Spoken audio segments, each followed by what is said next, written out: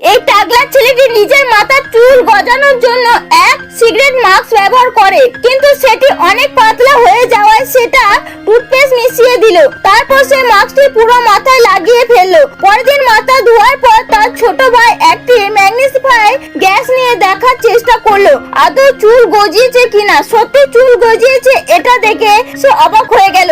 শুনতে পেয়ে বাবা রুম থেকে খুশি হয়ে বেরিয়ে এলো, কেননা তার ছেলেকে আর কেউ টাগলা বলে রাগাতে পারবে না। অবাক করা বিষয় এটা ছিল যে ব্রেকফাস্ট শেষ করার পরেই তার মাথা ভর্তি চুল হয়ে গেল। এটা দেখে বাবা কিছুটা অবাক হলেও ছেলেটি টাগলার নাম ঘুচে যাওয়া খুশিতে বাবা এত দ্রুত চুল গজানোর তাকে তেমন কিছু মনে করলো না। এরপর সে স্কুল চলে গেল। স্কুল পৌঁছাতে তার চুল আরো লম্বা হয়ে গেল। স্কুলে বন্ধুরা তাকে নকল চুল পড়েছে বলে হাসাহাসি করতে লাগলো, কেননা সে আগেও উইক পড়েছিল।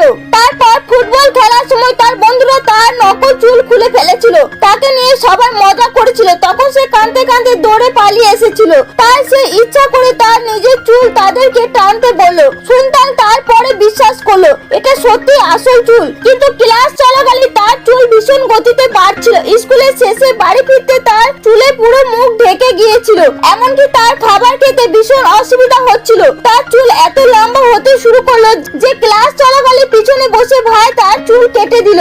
সে ঠিকঠাক ঘুমাতে পারতো না, যার কারণে চুল ওপর দিয়ে দড়ি দিয়ে টান দিয়ে বেঁধে দিত।